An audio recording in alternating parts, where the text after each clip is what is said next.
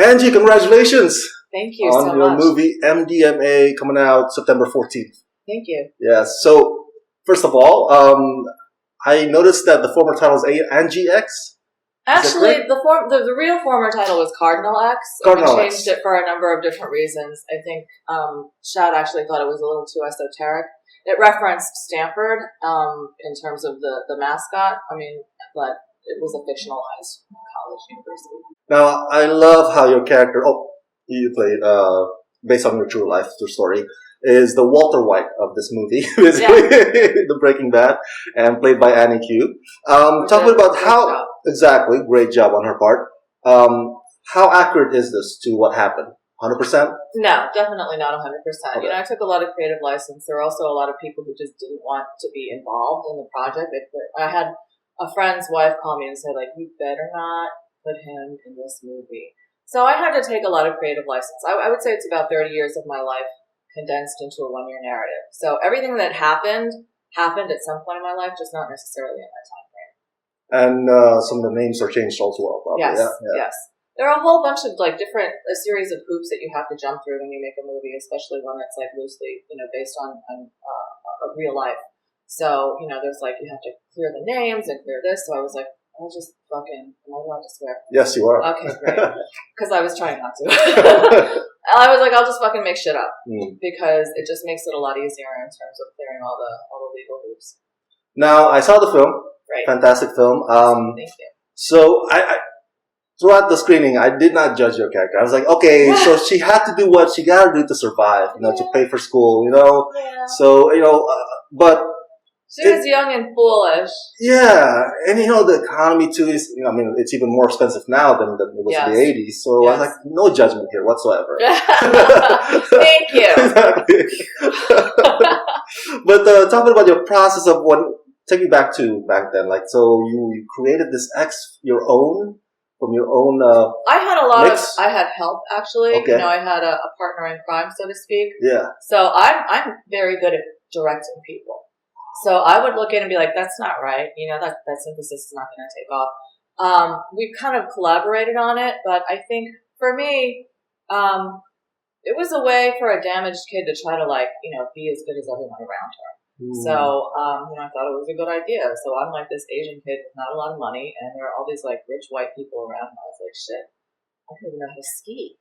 So what am I going to do in order to sort of equalize myself? And, for me at that point, as an immigrant, you're always your parents are always you got to make money. You got to make money. My father was it doesn't matter if you hate your job, just as long as you make money.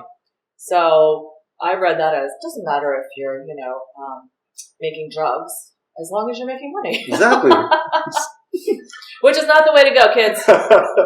So, all the characters here have their dilemmas and their problems. None of them are perfect. It's the perfect concoction for a drama. You would say so? Yes. I really tried to present this palette of stereotypes. Yeah. The rich white girl and the crack mom and the model minority. Exactly. Student, and I wanted to peel back the layers to show that there's this common humanity to them all, and there's a real solidarity to the human experience. There's a reason why, these two girls from wildly different backgrounds bonded. It's sort of, they're both pretty damaged souls, and, they kind of recognize that in each other, and they love each other. And you put yourself in this movie. Right? I did a little cameo. I blew my mark 3 times. I'm behind the camera kind of girl. Oh. I was a mess. I'm sitting there in my 80s go, and I'm like, what? And then I had to call cut on myself. The boss lady. Yes. Cut! So, talking about casting Annie for your role. Yeah, Annie Q, this phenomenal, really powerful actress, all 85 pounds of her. She's a real dynamo. She actually reached out to me directly, which, sort of defied all the protocol. And she wrote me this really beautiful email about how she resonated with the script and how she really understood, the demons that drove this character. And she offered to fly herself out from New York to read for me in LA. So I was like, sure, fucking plane, She was actually the first one I read, and she gave a really powerful audition. And we actually hung out that evening for a little while, a bunch of women, my costume designer, this woman Anne One, who's a musician, who we were talking about collaborating on some music, and my casting director, Shayna Landsberg. We all went for drinks. and she kind of blew me away with her heart. But I put her kind of on the shelf for a while because I had like, hundreds of other people to read, quite frankly. And I kept thinking like she appears so young and so vulnerable. I had a really hard time reconciling my image of myself at that age with her in front of me. And then I realized as I was eating dinner one evening across the table from my teenage daughter and my then high school aged stepdaughter that I was like, shit, she's really their peer. She was 18 years old. She was a baby. So at that point, I was like, oh, it's got to be Annie. She brought such depth and such dimension to the role. Did she capture you down to the T? Your essence and the mannerism of all? No, I actually used to talk like this, like I was from fucking New York. So, and I wanted her to do the accent, but then, it was something that didn't really work out. So, I would say part of this process was about letting go a little bit and understanding that it's a truly collaborative effort and to let the character sort of come into her, take a lot of Annie's essence on and then go on the screen. So she became someone different than who she was on paper, but it's okay because I thought it was really beautiful. Now, this is your first feature directorial debut, right? It is. How was that experience for you? I loved it. As an artist. I was like, I feel like I've come home. Like, I feel like my ex was like, oh my God, I understand now. You're a creative. That's why you're so fucking batshit. So, it was a role that I sank into very comfortably. I loved it. I actually loved it. I think my favorite part was probably working with the actors and helping them to, create the character and giving them all the backstory and all the tools that they needed. And then just creating a safe environment so that they could, explore the dark. I always ask this to independent filmmakers. Do you think it would have turned out differently if you had more budget or more camera equipment, so more toys to play with? Or fuck yes. I would have loved to have initially the cage scene was supposed to be like this big hydraulic system, and they were like, yeah, this is not happening. Like a $50,000 endeavor. I was like, well, but it really was a hydraulic cage, and they're like, no, you're going to get a cage, but it's not going to be that. And she's not going to go lift off the ground. She's going to walk up the staircase. So, you have to be creative as an indie filmmaker. The thing that I would say is, though, when you're an indie filmmaker, you retain a lot of the creative vision. When I shopped it around to sort of, larger entities, to more traditional channels, they were like, great story. Let's make her a white girl, or castable, excuse me. Yeah. And I was like, over my dead yellow ass. That is not happening.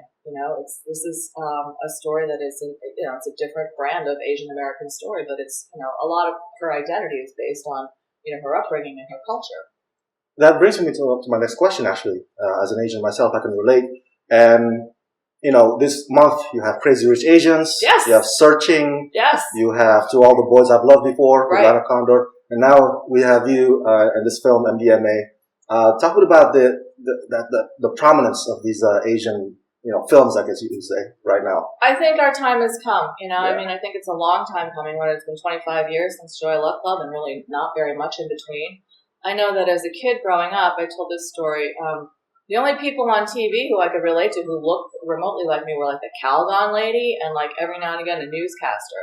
Mm. So I was so thrilled. I was watching this movie called The Quest. It's this old TV Western, and Kurt Russell was in it. He was the cute boy.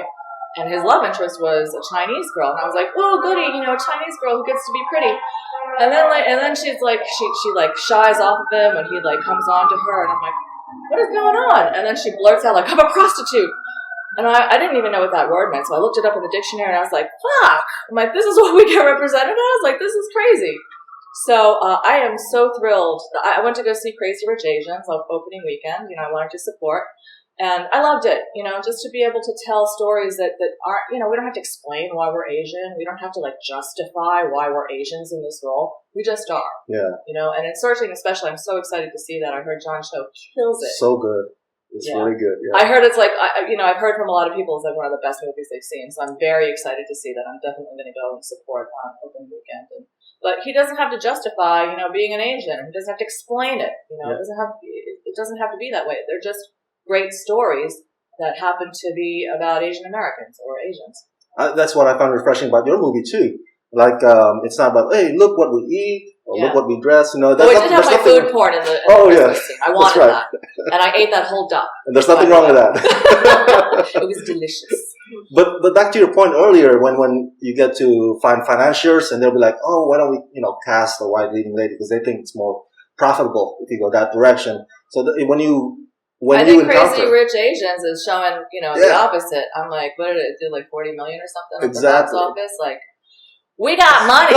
We got disposable income. Come after it, y'all. So do you think the perspectives will change now from this point forward? Like, I think so. I think this is a watershed moment for us. I'm hoping, and I think that you really look as a filmmaker, as an indie filmmaker, you really have to kick the door down. And I feel like as Asian filmmakers, we've cracked the door, and now we just have to kind of like blast through it. Nice. So the themes of it. What do you hope audiences will take away from this drama? I hope that they'll understand that there really is a solidarity to the human experience and that we're all pretty much the same if you peel back the layers. I think that this is a time in our society in particular where we're lacking empathy. I think the phone, all kinds of social media, it kind of bleeds the empathy out of us as a society. And I think that, we're in troubled times. Look, I'm just going to say it. We got a fucking loon in office. Sorry. But, we have someone who has hooked into that deep underbelly of hatred and resentment and run an entire campaign on it and made it okay for people to hate on each other. And I think that really represents a lack of empathy. So I'm hoping that this movie can make you feel something and understand that there's a story behind the face, and that we're all pretty much the same. What's next for you as a filmmaker? I have a bunch of shit that I'm working on. I have a TV series that I'm hoping to get off the ground called Madam Mommy about a mother who decides she's like it's like Weeds, but she's going to be a madam. And another one called Blue Blooded, which is sort of a gritty, kind of New York indie pop story. All right. Well, looking forward to it. Angie, thank you so much for your time. Congratulations. Thank you. It was really fun. Thanks so much. Thank you.